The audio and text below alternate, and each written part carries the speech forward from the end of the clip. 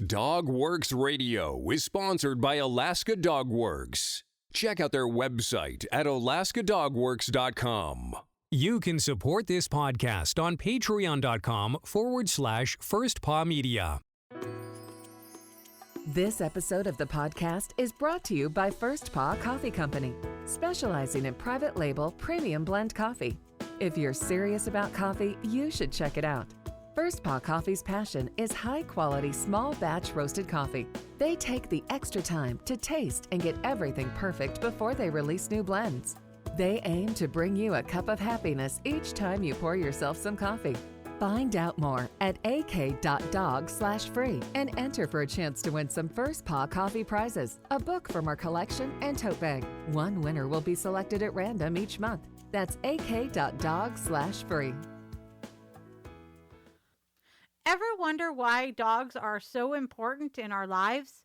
Maybe you already suspected owning a dog has real benefits for humans. It turns out it's true, and some of them are measurable. For thousands of years, dogs have been helping people as protectors, as shepherds of livestock, even as beasts of burden, and not least of all as our best friends, loyal to a fault. What are the tangible benefits of that connection? A goofy dog makes us all laugh, but how does that laughter improve our health? And we dog people do find ourselves walking more every week, but how much more?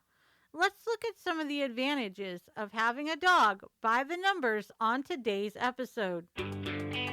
From First Paw Media, sponsored by Alaska Dog Works Professional Canine Training Center in Anchorage, Alaska. This is DogWorks Radio, committed to families and their dogs to build lifelong and fulfilling relationships. Visit our website at dogworksradio.com.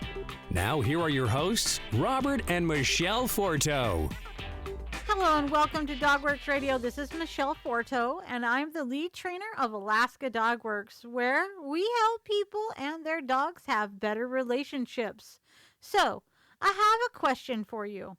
Is owning a dog good for your health? On today's show, we're going to find out if that is the case. And if you stick around, you can learn about a dog breed whose sole purpose was to guard against poachers who threatened game in England way back in the late 1800s, and today is noted for being a giant, lovable family dog. Let's get started. A study in Sweden revealed 23% fewer deaths from heart disease and a 20% lower risk of death by any cause among the 3.4 million people between ages 40 and 80 who participated over the study's 12 years. Earlier studies had already suggested dogs may relieve social isolation and depression, each known to increase the risk of heart disease and premature mortality. In 2013, the American Heart Association went so far as to conclude dog ownership was probably tied to a reduced risk of heart disease, stopping just short of affirming the cause-effect relationship because it's unclear whether the dog's the thing or people drawn to dogs are healthier to begin with. But the same study revealed that for people who live alone, a dog makes a good surrogate for another human. She encourages her human companion to go for walks, provides social support, and in general gives life more meaning. A dog encourages her human to interact with other people, and if a person is taken ill, there's no better incentive to get better quickly than a dog's need for her human's attention and care. The pet effect.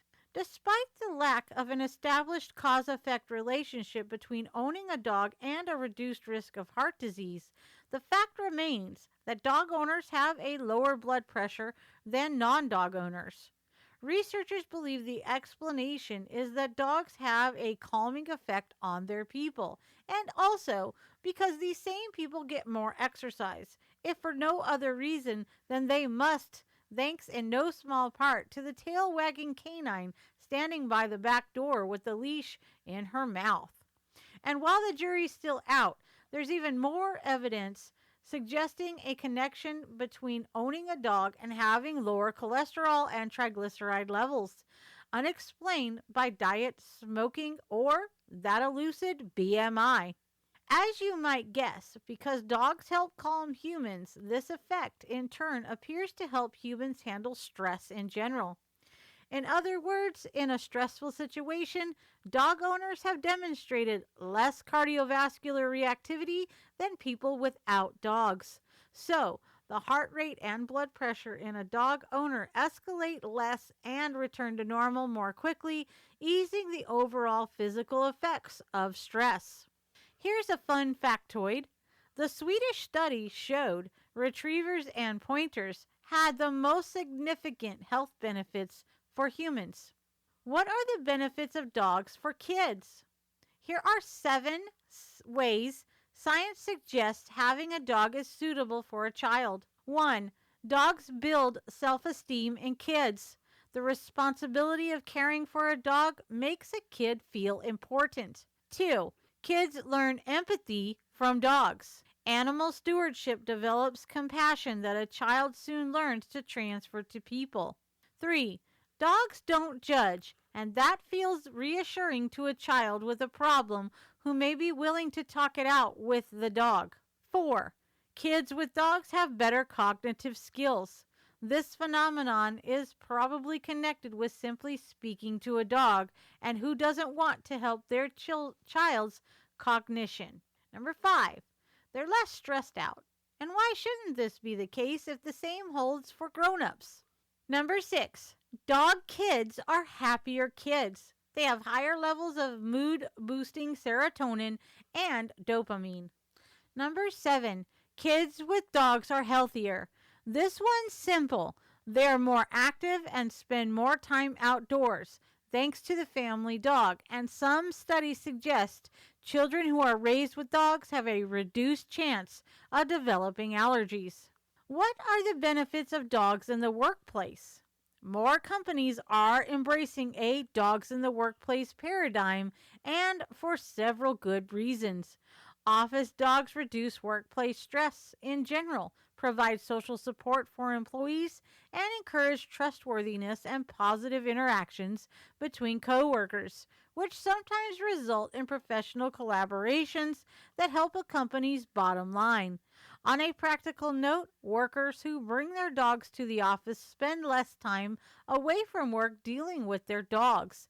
And for employers, offering a dog-friendly office is a nice perk to attract new talent. So why do dogs make us so darn happy? To recap, a dog is good for your heart, literally. Having a dog can lower your blood pressure and increase your chances of surviving a heart attack. Petting your dog will help you feel calmer.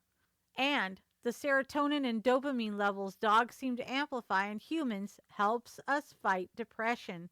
Your dog helps you get up off the sofa and move, which in turn cuts down on obesity and other problems. Your dog connects you to other people. You're more likely to strike up a conversation with other dog people with your beloved dog by your side. All right, we're going to take a short break here, and when we come back, we're going to learn all about the bull mastiff.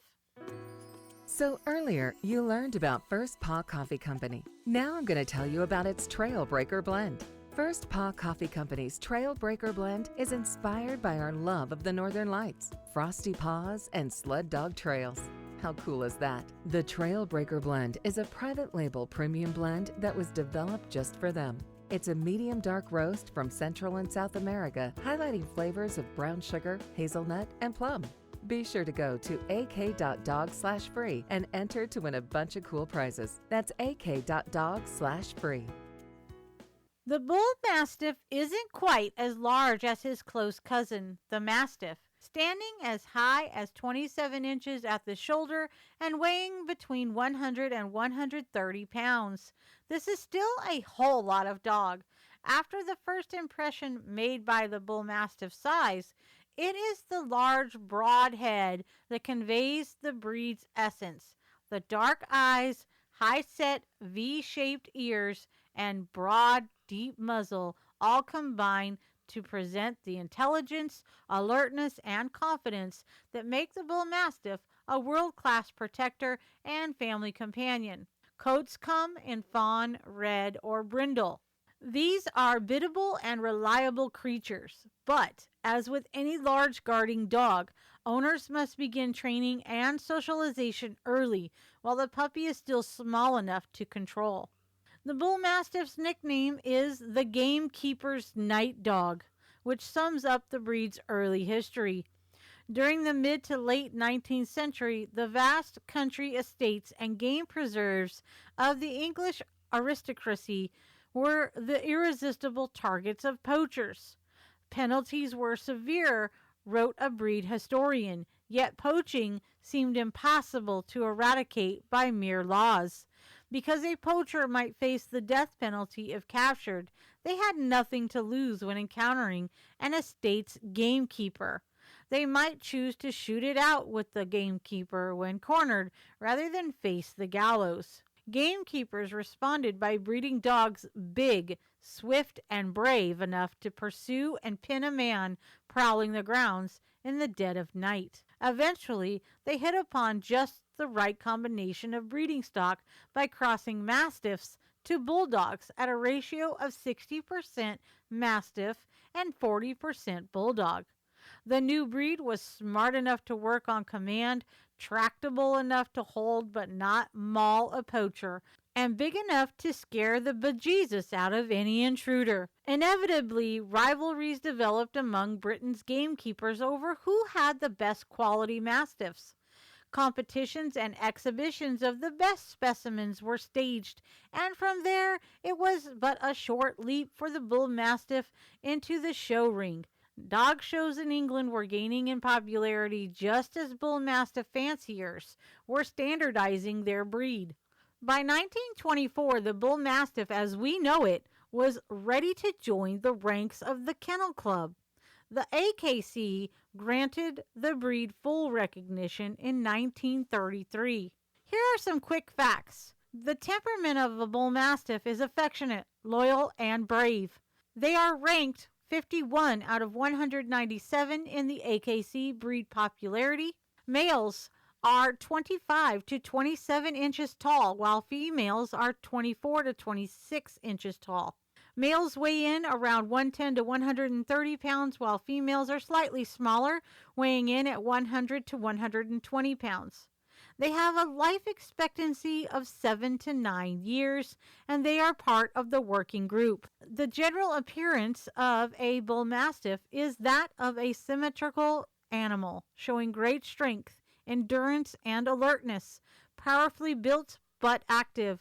The foundation breeding was 60% Mastiff and 40% Bulldog.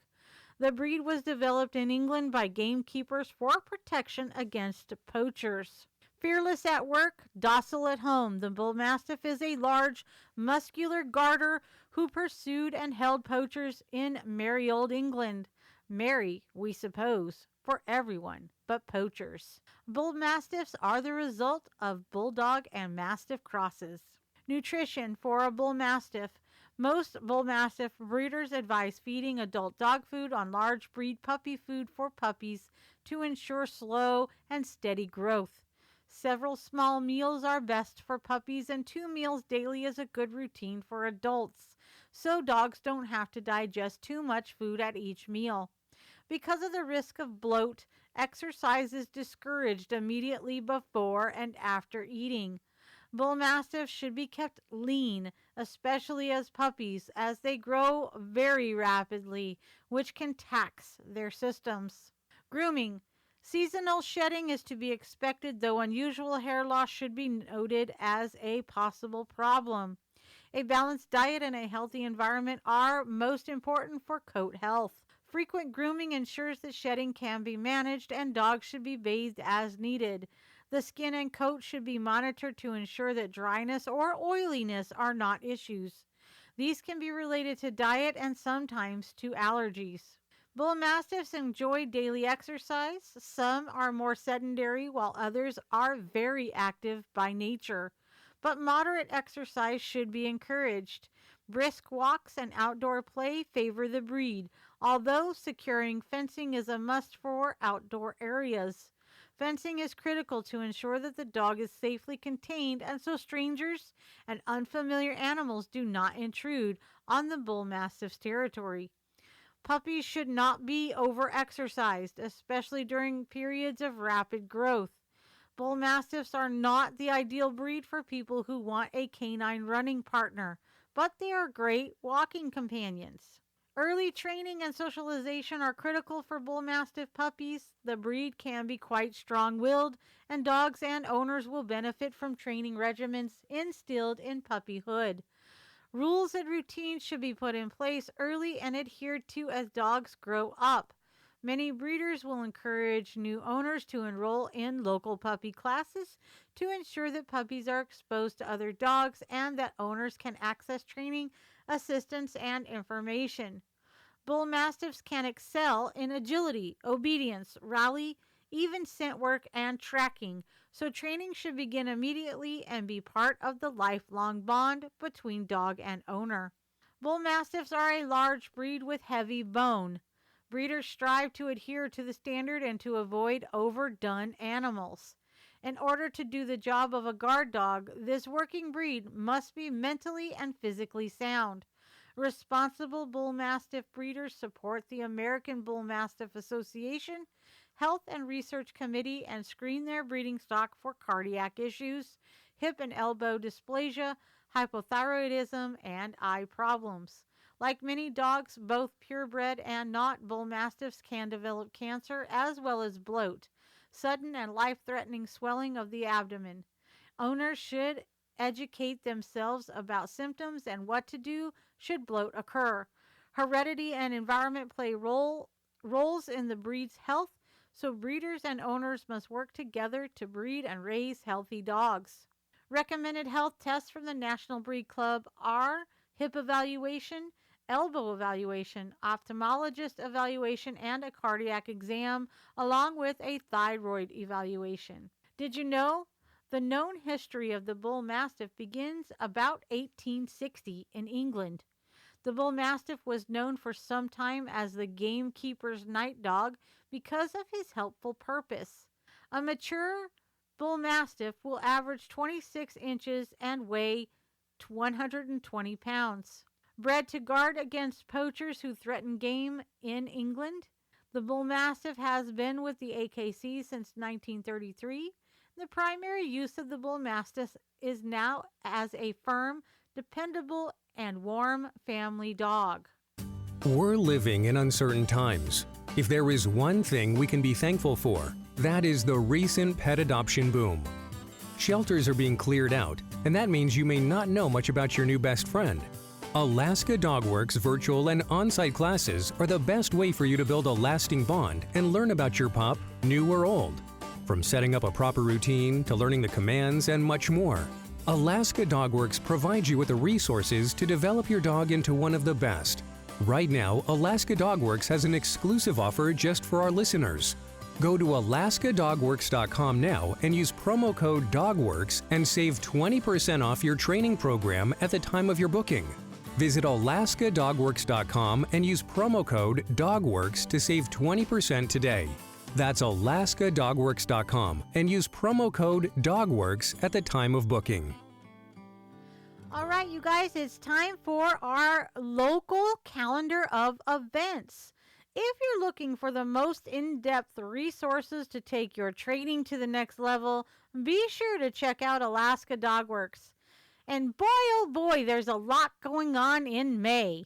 Month-long observances are, it's National Pet Month here in the United States, Responsible Animal Guardian Month, Lyme Disease Prevention Month, Pet Cancer Awareness Month, sponsored by Pet Cancer Awareness and the Blue Buffalo Foundation for Cancer Research.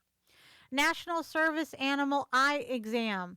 The American College of Veterinary Ophthalmologists host this annual event when over 300 veterinary ophthalmologists donate their services to provide eye exams to service dogs in the United States and Canada during the month of May. Did you know that May 20th is National Rescue Dog Day? We are continuing our group classes in the park. They are held at Wonderland Park in Wasilla at 11:30 a.m. bi-weekly. Check out our Alaska Dog Works Facebook page for dates. These are free for our current and past clients and are part of your training package. If you are not a client or just want to check us out, this is a great way. We do have a nominal drop-in fee. Did you know that every Wednesday and Sunday night we do a Facebook Live at 7 p.m.? Be sure to check us out. If you miss the live broadcast, you can always tune in later too. Also, stay tuned for information about the summer festival that is happening in late June and how you can train your dog to run in the Alaska Dog Works Dryland Derby this fall and much more. As always, you can keep up to date by following us on our social channels. Just search DogWorks Radio, and for more training tips and tricks and to learn how to schedule a free discovery call to talk with us about how to make your dog one of the best, visit alaskadogworks.com.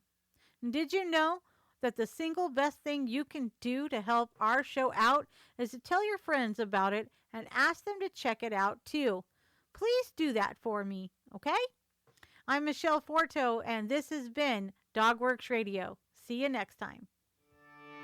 Did you know that Alaska Dog Works trains service dogs for those in need throughout North America? Each and every service dog that is trained through the Lead Dog Service Dog Program and Michele Forto and her team has an individual training plan. We train for autistic, mobility, psychiatric, and PTSD for our soldiers for service work. If you know of someone that may need a service dog, please take a moment and check out Alaska Dog Works on social media and at alaskadogworks.com.